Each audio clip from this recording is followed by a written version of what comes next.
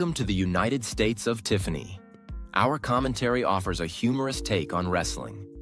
Please note, we're not bullying or attacking the wrestlers. We're engaging with the choreographed sport and its storylines. Our jokes and observations are about the characters and storylines, not the real people behind them. Tourists and citizens alike, welcome. Enjoy the show, and remember, it's all in good fun.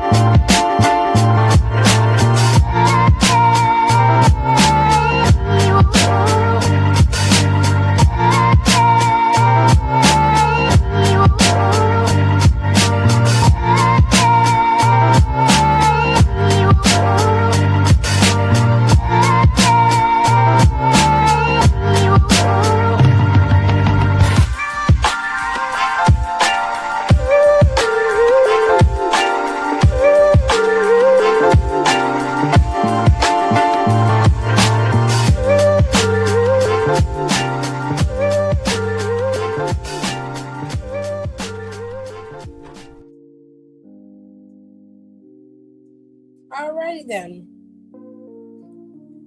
We're gonna finish up these last couple of chapters. There's only one chapter left, chapter 10. So I'm glad we got 8 and 9 out the way because those were not my strongest. I actually like chapter 8 and 9. I don't know why you don't like them, but I like them. I thought they were really cool, but I can't stand Genesis nosy ass. We're gonna talk for a little bit. Let me tell y'all something.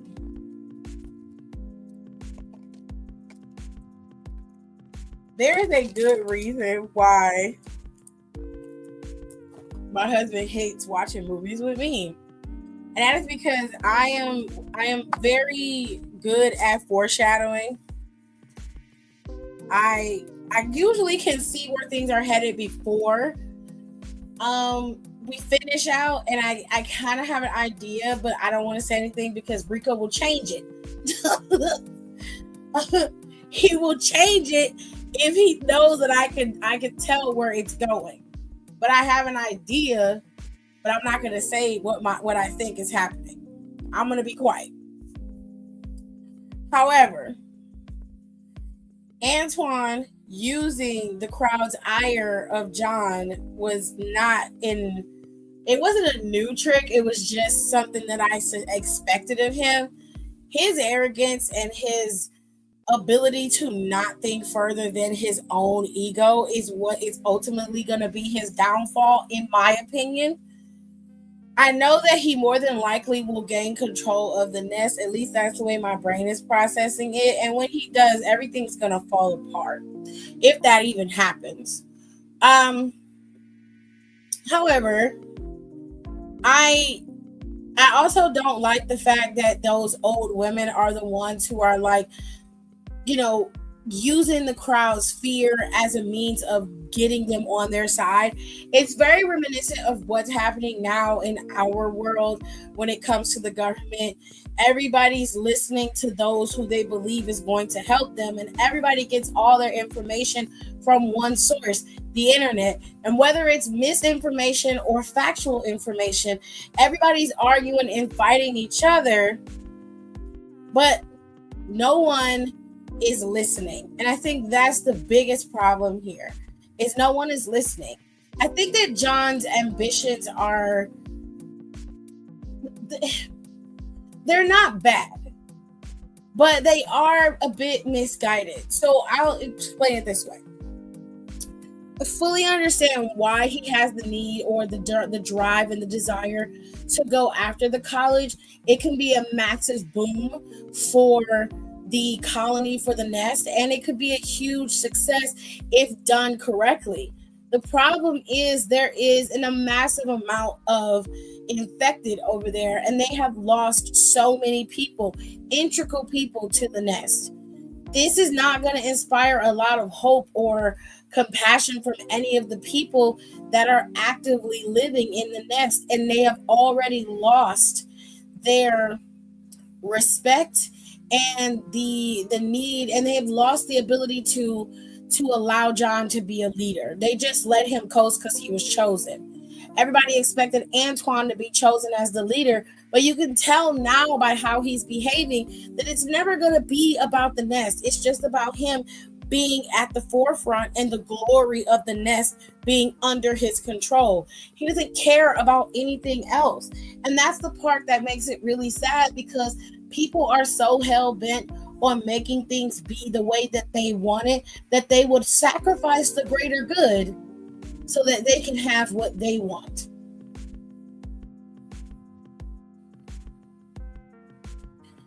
I kept wanting more out of them, but I couldn't figure out a way to improve them.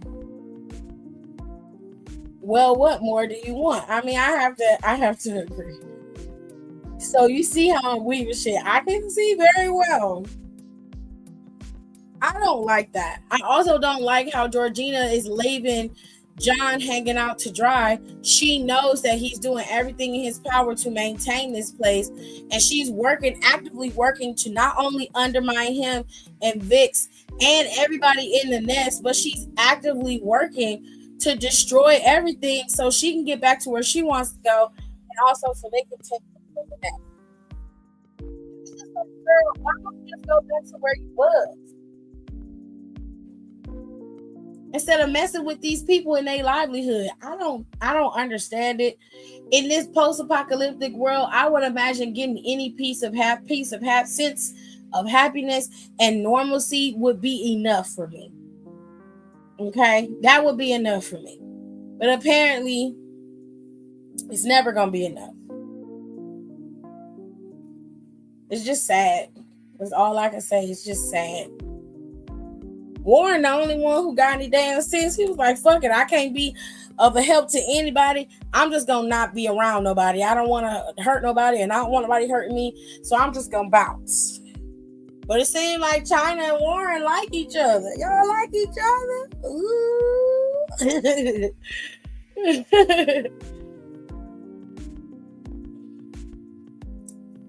Well, greed and ambition. It says, well, greed and ambition rarely die. Unfortunately, you are correct. There's always somebody who wants more than the peace. I would just want the peace. Chapter 10. Warren Soto. I downed the contents of my red Solo cup, the speaker on the kitchen island thumping as music flows from it. I couldn't tell what song was playing. The chatter throughout the house making whatever was playing inaudible. I moved from my spot, leaning against the counter, moving towards the living room, walking past the back door. I catch a glimpse of Bilal being hoisted up by 5 different dudes. Anderson and Ruitt are among the group, holding up the bulkier man's torso, with Billinghausen's taller frame propping up his legs. A soft chuckle escapes me, able to hear their chants as he guzzles from the hose of the keg. I exchange pleasantries with various people in the house, just a simple, hey, nice to see you, with each familiar, forgettable face. The house was a newer build, the linoleum flooring, white walls, overwhelming lack of character. Most of the decorations were uninspired, with the exception of a portrait of a pirate ship being attacked by a kraken hung over the fireplace. It took up majority of the mantel, a large frame, a true centerpiece. I've seen this portrait multiple times. Billinghausen's place is the usual spot for any and all parties. I remember him saying something about how his wife did most of the decorating when they moved in, and he had to fight to have this displayed here instead of the basement. A noise from upstairs catches my attention. I've been so enthralled with the Kraken that I didn't even notice there was no more music. There was no more anything. I look around and I find that the house was empty. The panicked crowd completely absent. The noise I heard is faint, yet constant. My ears leading me up to the carpeted stairs as they pinpoint where it's even coming from. I've done this before. The scene playing out before me, sending an intense feeling of deja vu. Dread begins to pool in my gut, a sickly feeling that churns my insides, but I can't stop myself. My legs climb the stairs, my body not even feeling like my own. As I round the corner, I see a hallway that stretches for miles. The noise pulls me toward, each step bringing flashes of a crowd that I have to weave through, only for me to turn and see that I'm alone. With each room I pass, the noise becomes louder, more discernible. There are hushed whispers and laughter coming from multiple people. I recognize them. I took orders from them each and every day. Turn back. Ignorance is bliss. Save yourself the trouble. Save yourself from your future. My head pounded with each thought, my brain threatening to burst from my skull and leaving me here as I'm helplessly pulled closer and closer to the room. The door is in front of me now. I can almost make out what's being said from beyond the wooden barrier. It sounds like a party in there, a rhythmic thud emanating as another song is playing in the room. This is what was so odd. What pulled me in here in the first place? Who's playing music in a random room upstairs when the music is already so loud out here? A hand, my hand, reaches for the handle. The cold metallic surface practically stinging my hands. I feel the skin of my palm being seared off but I'm unable to scream as I turn the handle and pull the door open to reveal Santana. Her strawberry blonde hair was matted and tousled. Her eyes bloodshot. Her face red and streaked with tears. Her piercing glare rooted me into the spot. She had one too many. I helped her get up here, left her a glass of water and aspirin, and figured she'd sleep it off. What was she doing awake? Without warning, her hands grip my shoulders and she shoves me back until my spine smacks against the drywall. Again, I find myself wanting to scream, but I can't. My jaw feeling like it's being wired shut. I see hatred burning in her eyes. The cool gray hues now a blazing cobalt. She goes to speak, though it's not her voice that comes out, but that of a man's. Warren. Her hands shake me. Warren. I recognize this voice. It's been so long since I've heard it, but it's not one you can easily forget. Bellenhausen? Her face twists and morphs into his. The pale orange undertones of her hair darken into his signature auburn. Buddy, you with me? And with a final shake, I'm jolted awake and crash back into reality. I take a sharp inhale, met first with the darkness of my eyelids, before I slowly pry my eyes open. My room was bathed in bright fluorescent lights from my overhead. A quick peek out the window shows me night has already fallen. I become aware of a hand on my left shoulder, prompting me to turn and see the man from my dream. I jump at the sight, the shock sending shockwaves through my body. Hey, it's okay. I meet him with a bewildered stare. Bellenhausen? What the fuck are you doing here? He lets out an amused chuckle at my outburst. Surviving and thriving just like everybody else. My shock melts into relief. Shit. I'm just glad someone else from Tennessee made it through. I pulled him into a friendly hug, giving him his back a few pats before releasing him. Antoine and I weren't the closest in the old world. We worked in separate areas, so it wasn't like we saw each other regularly, but it was still nice to see him. I had no clue you were up here too. Did anyone else make it with you? Antoine gives me a pained smile. Few? Against my better judgment, I probe him further. Are any of them still here? It's been a long 9 years, Soto. I'm afraid only me and John are left. I deflate a little. I expected the harsh truth, but Just a small glimmer of hope snuck into my mind for a few seconds. And Jenna? The man grows solemn, unable to meet my gaze. He used to rave about her to anyone within earshot. Their high school fairy tale was on a constant loop back on the bass. It was my favorite one of his to hear. Without saying anything, he answered my question. I pressed my lips together, not enjoying the sour mood the conversation took. We soaked in the discomfort for a bit, neither of us really moving to disrupt it, until Antoine lets out a mournful chuckle. If we ran into you a year ago, you could have seen Anderson. My ears perk up. Martin was here? He was. And he went out a fucking G. I mirrored his expression back to him. He wouldn't have wanted it any other way. John failed to mention that either Antoine or Martin had survived, let alone that they were a part of the nest. This, on top of him concealing his relationship with Victor, was not sitting right with me. It didn't make sense for him to conceal all of this. Anderson was the closest with Bellinghausen back when we were all ran together. Those two were friends before Ruitt and John and I all got up there. They're the ones that claimed Funny Dogs as the go-to spot for drinks. After a long day, that bar became such a sacred place for everyone. A lot happened there. Maybe too much. It's the bar where Santana worked. It's how we all met her. Back when she was the crude and tattooed bartender that wasn't afraid to kick someone's ass if they got too rowdy.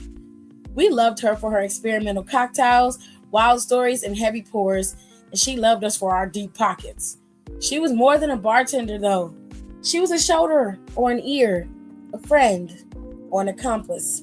Shit, she helped me out big when Victor first came up there. Helped him get a job as a bar back and line cook at Funny Dogs.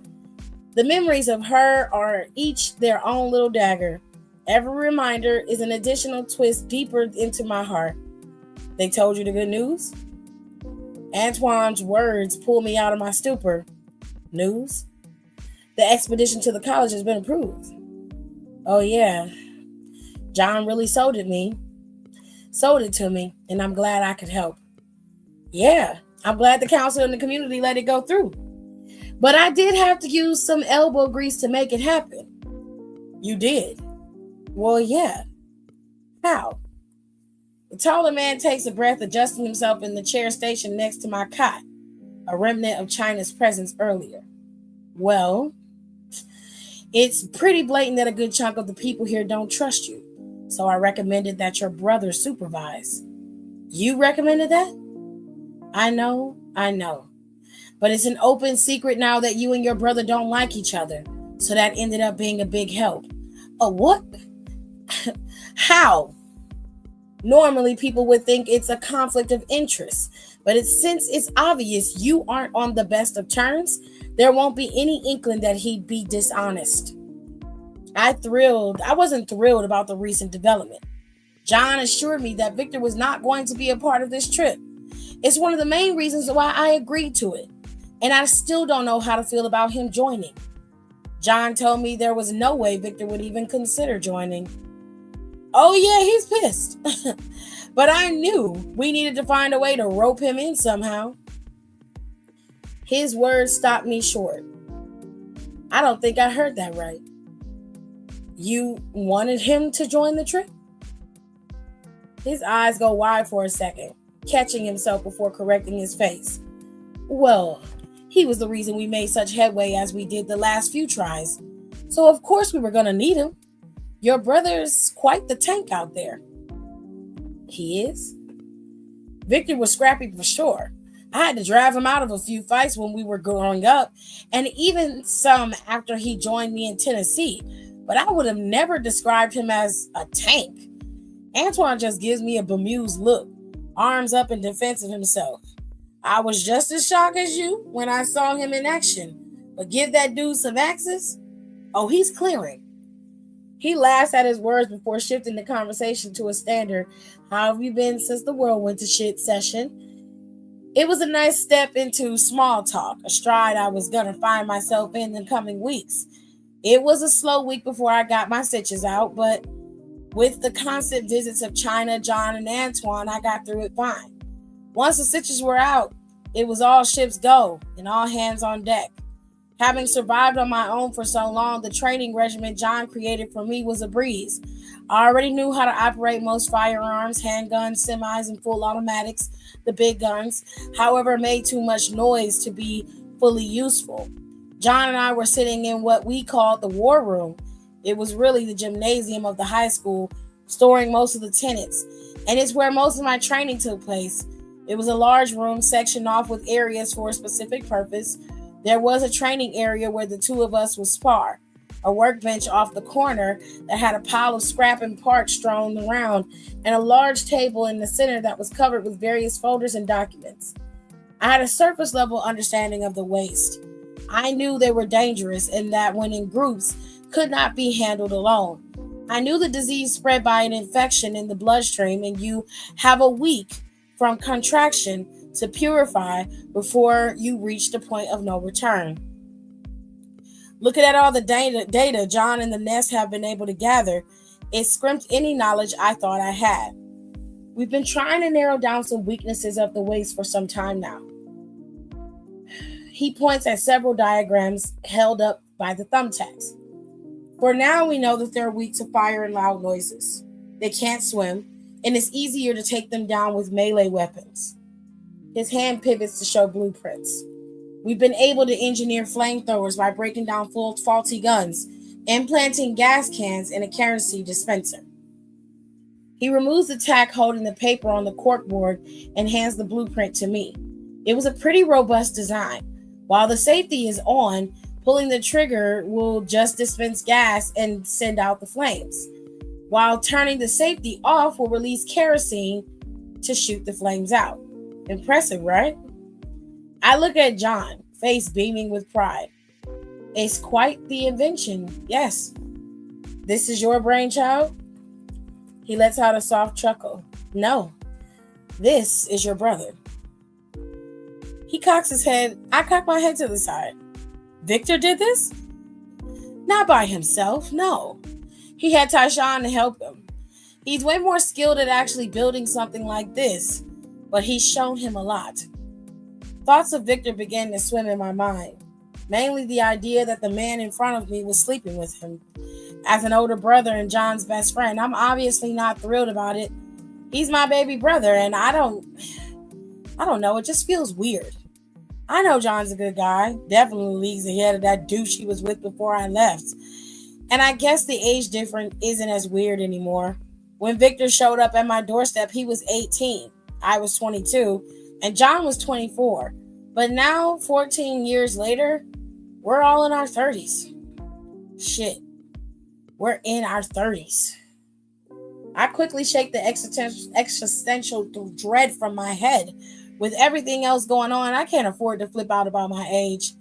John being a good man doesn't negate how shitty it feels knowing that in my absence, he jumped into bed with my little brother. I didn't say anything about China's slip up, mainly because I figured John would tell me in time.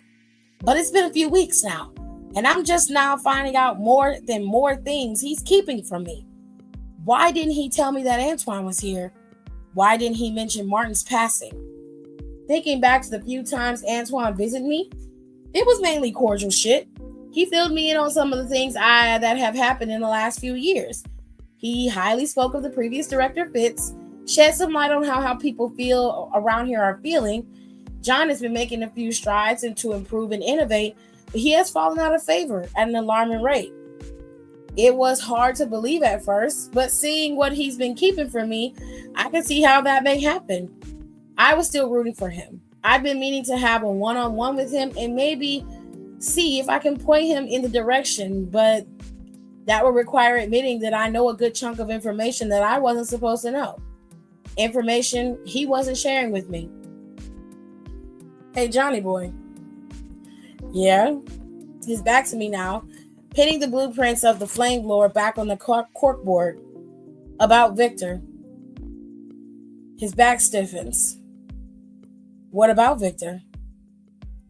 I could just ask right now, rip the band-aid off and get it out the way, but I wanted to give him the chance to be honest. It's unfair, I know, I never fessed up to what happened with my discharge, but that was different. Commander Kelly demanded my silence to make sure no one else got hurt. He did well enough to shield me from the legal ramifications. The tighter that was kept under wraps, the better.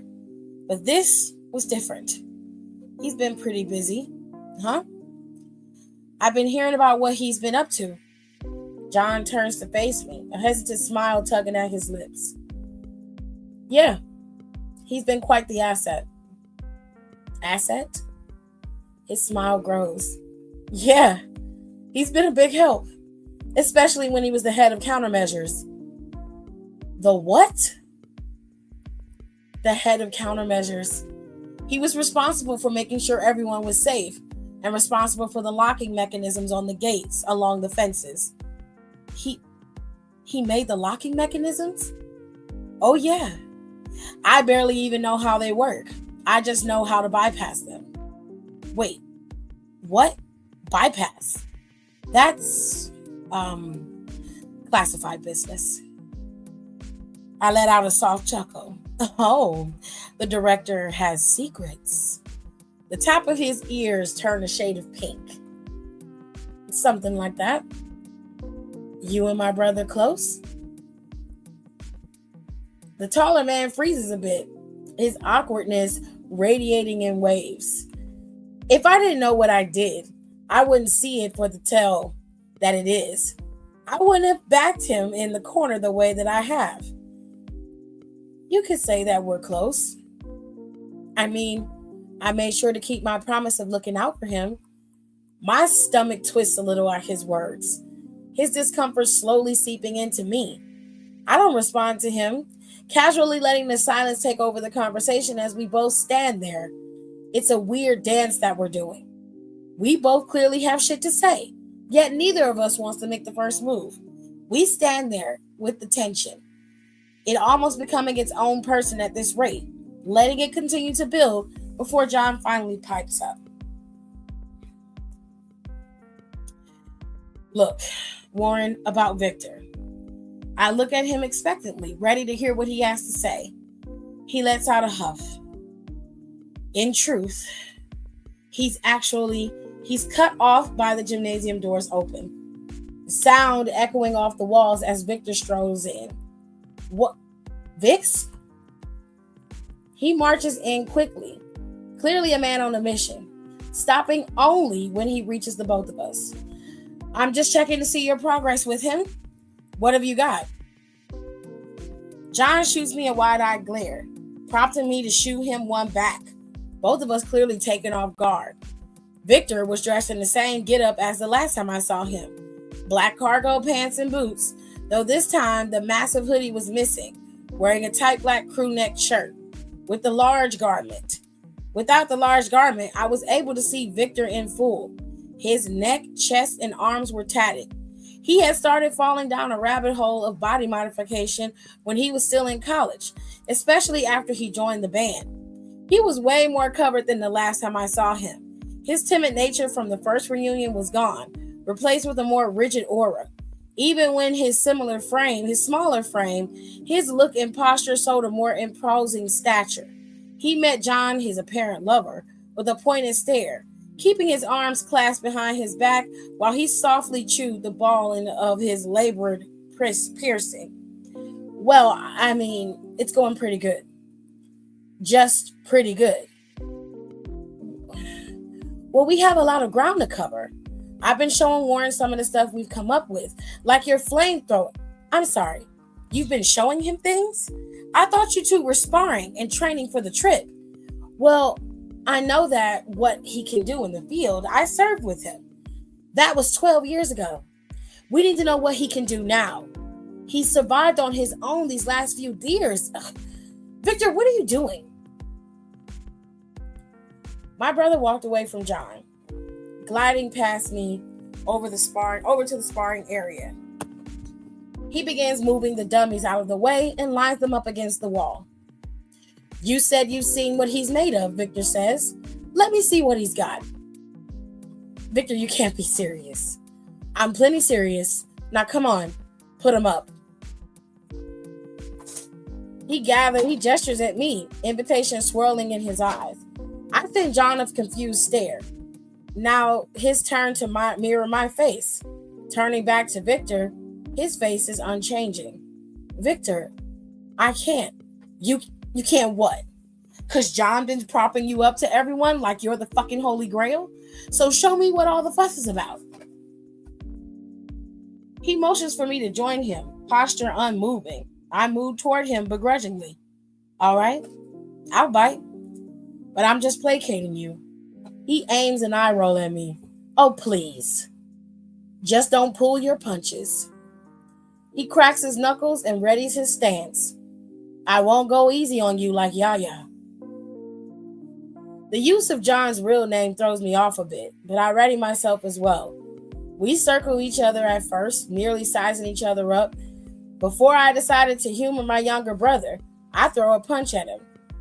Victor quickly grabbing my arm, wrenches it toward him, ducking behind me and shoving me forward. I trip over my own feet, falling to my knees, as I look back at his smug face. Really? A wind-up punch? Telling me you're going to do it is less obvious. I expected more from a Marine. He wipes his hands on the back of thick material of his pants before gesturing for me to stand. Now up and at him. Let's try this again. Victor, stop. I don't know what you're trying to do, but this is not, he needs to be ready. Besides, Wardy's a big boy. He can handle himself. Victor's voice belts along the open room, not even turning to look at John. He continues to stare at me with one of his signature smug looks. Like the ones he used to have all the time in the old world, but his eyes no longer share the light they used to. I'm met with a pair of cold, blank pupils. Clearly, you've been slacking. We've got a lot riding on this trip, and we can't afford for you to waste your time playing catch-up. He turns his frigid gaze back to me. Now, if you really want to prove yourself to everyone, you'll cut the shit and show me what you're good for. His harsh tone was enough to pull me into an upright position. I ready my stance again, more expecting this time, earning me an amused look. We circle once more. This time it's Victor who moves to make the first blow. He veers to my right, prompting me to swing an arm out, but it was a misdirect, as Victor cuts left and aims a swift knee into my gut. The air is sucked out of me in an instant. I keel over just in time to see Victor spin to a crotch, leaving his left leg out as he sweeps my own feet from under me. I hit the gym floor hard, gasping for air, as I splay out my limbs into a star stretch, hoping to collect as much air as I can get back into my lung. Sparring my ass. If this motherfucker can't even counter a simple fake out, what good will he be against the waist? Enough, Victor. I turn my head to see John has walked toward us now, directly standing in front of my brother. This is not productive. Victor pushes past him. It's your fault that I'm even in this mess. So as your second in command, I have a right to conduct my own training how I see fit. If I'd had more air in me, I would have let out a large gasp. Instead, the only thing I can make out is a pitiful croak. Second in command? Victor looks down at me, face melting in confusion, before turning back to John. You didn't tell him? John doesn't respond, and due to Victor's frame blocking my view, I can't see his face. Victor lets out a bitter laugh before turning back to me. How shocking. He walks over to me, yanking me up from my stretch. I'm not able to stand fully, though. I'm surprised at Victor's strength as he hoists me upwards and I land on all fours. Come on, up again. Victor, please, stop it, he bellows. We have 3 more weeks before we set out, and this is the best he can do? You're supposed to be getting him ready, not shooting the shit. I fully muster myself back to a standing position, the ruckus of doing so drawing Victor's attention back to me.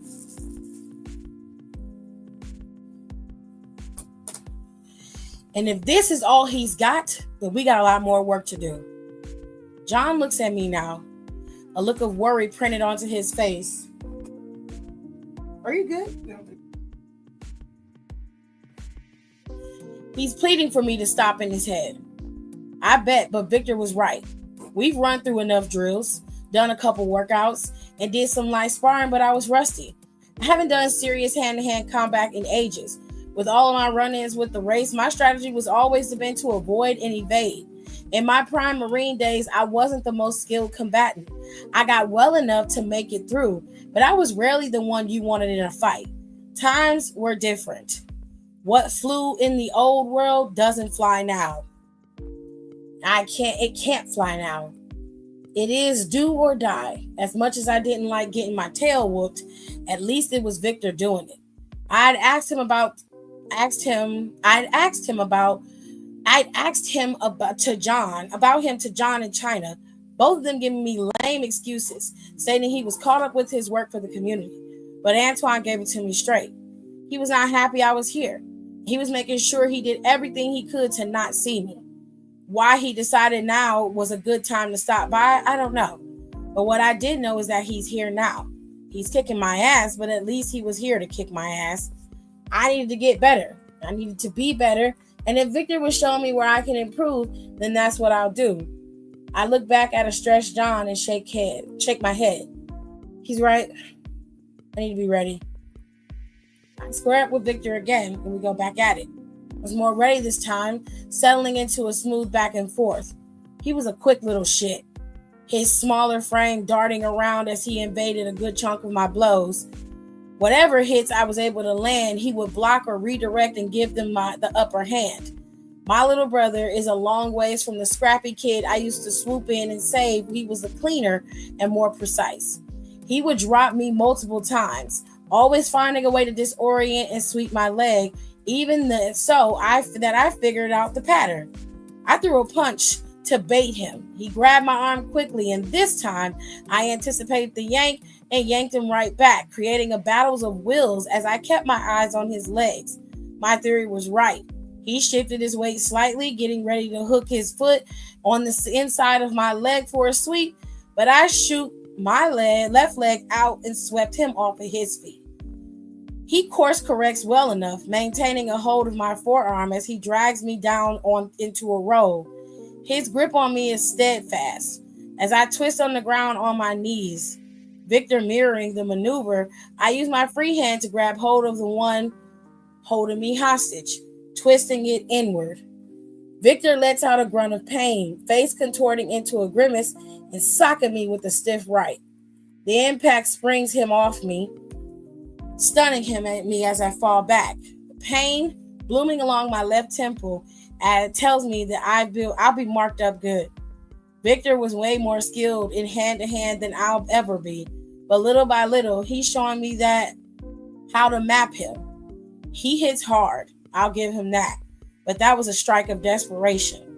I almost had him. I get up quickly. With each fall, I take a lesson learned as I wait for his next move. All right, put him up. Let's go again. John's concern gives way for his shock, eyebrows shooting up and creasing his forehead. I can't watch this. He turns away. No, you stay. John turns back, eyes still wide. Now is not the time to be soft. We go out there unprepared and we have another case like Martin on our hands. My head snaps back towards Victor. What do you mean another case like Martin? My voice is soft, still recovering from being taken down just a bit ago. But my mind is anything but subdued. Victor whips his face back to me, his features morphed into a genuine look of sympathy. He didn't tell you. His voice loses his edge and comes across softer. Sorry, even. I look towards my best friend, my battle bro, hoping for him to explain, but instead he puts his hands behind his head and turns away. So Martin was the important person from last year? The one who died? Victor doesn't move from his spot. For once, he's gobsmacked and rooted to the floor. John doesn't look at me. his head bowed. John, fucking answer me. The larger man hunches his shoulder. I didn't know how to tell you. My heart lurches, unable to process how small John feels at this moment. The relationship with Victor is one thing. Antoine being here is another. But Martin was one of us. He was my friend. He was my brother in battle. My lip quivers some, ragged breaths coming from me as I feel myself start to hyperventilate. Antoine already told me that he died, so I've been able to grieve some. But to know John has brought up his death without even telling me it was him he was talking about, it's just, I let out an annoyed scream. What else are you keeping from me? My voice is calloused and rough, each word feeling like the sandpaper rubbing against my vocal cords. Because I already know Bellinghausen's here. This makes John whirl back toward me, fear now replacing whatever he had before. He's been visiting me. This prompts Victor to shoot me another concerned look, this one filled with mild trepidation. He's been what? I turn to look at my brother, then John, then back again. My stomach churns, my grief being converted into anger. Yeah, he's been keeping me company, telling me all the shit you won't. Shit, either of you. Victor shoots his hands up in defense. Hey, leave me out of this. A bitter laugh escapes me. Oh, yeah. All you want is to be left alone, so you two can go off and talk about me. The lid has been unscrewed. Contents of the jar I've kept shut are spilling out. Both men stare at me now, sharing shocking matching looks of worry. They resembled each other a lot now. Seeing them standing together made it clear as day. They looked at each other. A series of expressions passed between them, as if they were reading each other's mind. The bile rises in my throat, the rancid taste flooding my mouth in preparation for my next bomb. And how long have you two been fucking? Both men freeze, like a deer in headlights. Yeah, your girl China let that one slip. Clearly she has bigger balls than the two of you. John speaks in prose. Hey, I wanted to tell you, but you didn't know how? I get it. You're a coward, Bilal. Hey, I was the one who told him not to tell you. And you don't start. Victor recoils my ire now, being unleashed on him. God, you're practically a clenched fist with a buzz cut. Drop the act. He merely scoffs at me. Oh, me? Drop the act. You have no right to sling anything at me after Santana. My hands grab fistfuls of my hair as I barrel forward. Another frustrated cry erupted from me. Jesus Christ, I have been punishing myself for 12 years over her, and you do not get to torture me too. Like hell I can't. Victor, stop it. Now's not the time. No, let him speak, boss man. I'll let another loogie fly. At least one of you is willing. Warren, please. And here you go, pleading with me. Again, with the pleasures, and hear me out. Fuck off, Warren. It's all you're good. It's all you're good for anyway. You're one to talk, Vicky. You've done nothing but avoid me since I showed up. Forgive me if I was disappointed that you weren't dead like I hoped. I winced at his words, feeling them cut deep into my heart, but I was on a roll and I couldn't stop. You talk such a big game, but you forget I see right through you. Oh, please, don't you even argue with me. You're carrying around all this hate and resentment towards me when you're just as culpable as I am. He's caught off guard by my words, his mouth shaped in an O. John pipes up, Warren, now's not the time. And you? I told you to watch out for my brother, not fuck him. John's face scrunches a bit, and he grits his teeth, and he steps towards me. It's not like that. A lot happened. Clearly. Must be too much to handle since you weren't man enough to tell me any of it. I feel tears start to pool in my eyes, my vision growing blurry. I mean, I expect Victor to keep shit from me, but you, I thought you trusted me, respected me. Warren, I do. No, the fuck you don't. You're so busy protecting me. And for what? I don't need your protection. What I need is the truth. Like I needed the truth from you? That was Oh, I know. I heard all about your arrangement with Kelly. It was his idea? Yeah, I know that too. That was my mess, Bilal. I created that. I wasn't going to drag you in. So who was protecting who in that moment? Enough people had gotten hurt. I was still your fucking friend. And I wanted to keep it that way. I know now, and I don't love you any less. You clearly don't love me enough to tell me the truth. You were injured. And all of this is a culture shock. You think I'm going to drop the fact that Victor killed Martin on you? Oh, shit. Victor did what? It wasn't like that. So you both are just going to keep lying to me? Warren, it's not like that. Bullshit, Bilal. Like my brother said, I'm a big boy. I can handle it. It's not about you. Ya Allah. For once, look at the bigger fucking picture. Victor unleashes a guttural scream, voice cracking as he shakes violently. John and I jump back from him, his face having turned a deep purple. He breathes heavily as his face slowly regains his usual color. This is not productive. He takes a sharp inhale, gaze panning between us. We have shit to do, and this really isn't the time. From now on, I will oversee your combat training. I want you up and here bright and early, 6 o'clock, the latest. And you, no more nice guy. We need you to get serious for all our sakes. We fuck this up and you can kiss whatever piece you've built goodbye. And with that, he marches out of the room. John and I can barely look at each other, both soaking in the moment. The heated exchange hangs in the room, slowly dissolving into a dejected tension, clinging to both of us like a wet t-shirt on a hot summer day. John lingers for a few moments before turning on his heels and exiting. Whatever rage fueled me before is completely gone. My throat stinging from the strain of the interaction. My head pounding from the stress and the impact of Victor's hit. My breath evens out, finally getting my bearings good enough to move my post and follow suit.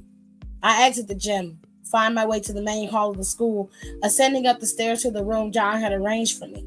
A sick joke that I took him up on his offer in the end. Night had fallen by now, visible from my window as I stepped through the door of my quarters and collapsed on my bed. It was far more comfortable than that damn hospital cot. The wear and tear of the day makes itself known, and I letting the fatigue claim every inch of me until I don't have enough strength to keep my eyes open. Another dream came to me that night. I didn't know it then, but it was a hallmark of several dreams that were set to plague me the next few weeks. The peaceful night's rest was a tempting seductress that would elude me each and every night. I don't have it in me to repeat any of those dreams out loud.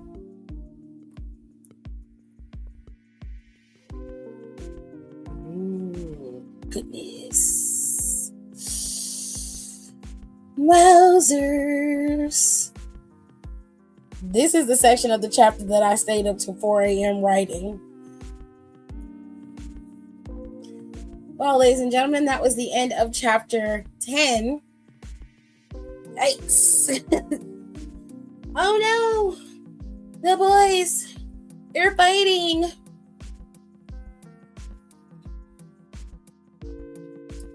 I'm I'm going to tell you what I think happened with Martin. And Rico is going to make sure it's explained the way he wants. I think Martin got infected and Victor ended up killing him. That's what I think happened. However,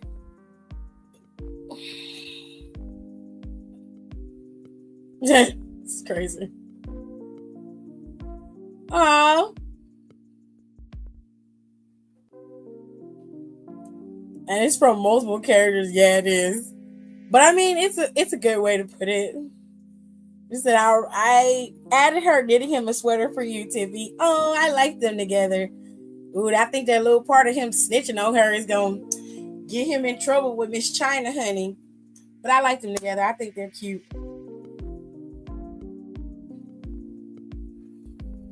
Yeah, you've written it like 3 times per chapter whenever he happens to say something. Well, I like it. It's getting to the nitty gritty. I really want to understand what happened with Santana. It sounds like, well, I'll keep that part to myself. I think I have an idea of what happened with Santana, and Soto's blaming himself for it, but I don't think he really had anything to do with it. I think he didn't do his due diligence to protect her, and I think that's where he's hurting at.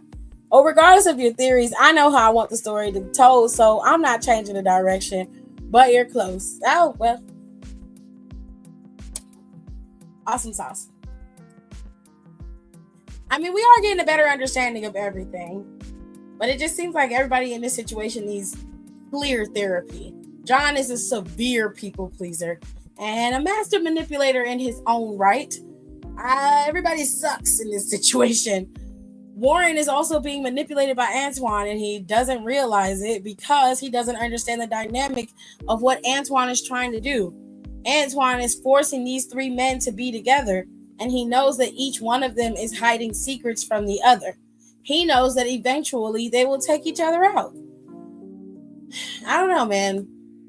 I like where it's going, but I feel like this trip to this college is gonna be a massacre.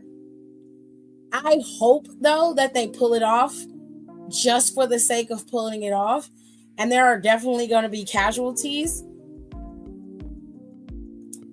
But yeah, this was good. I like this.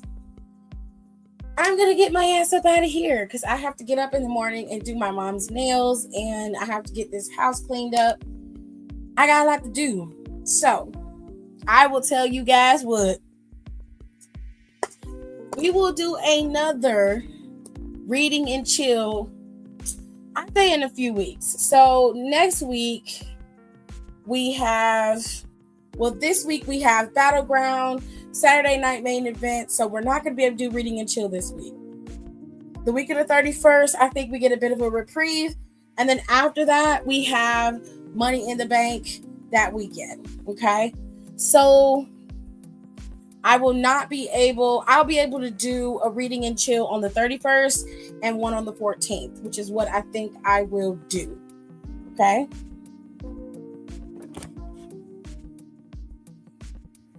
She said reading the last bit was watching a tennis match. I know.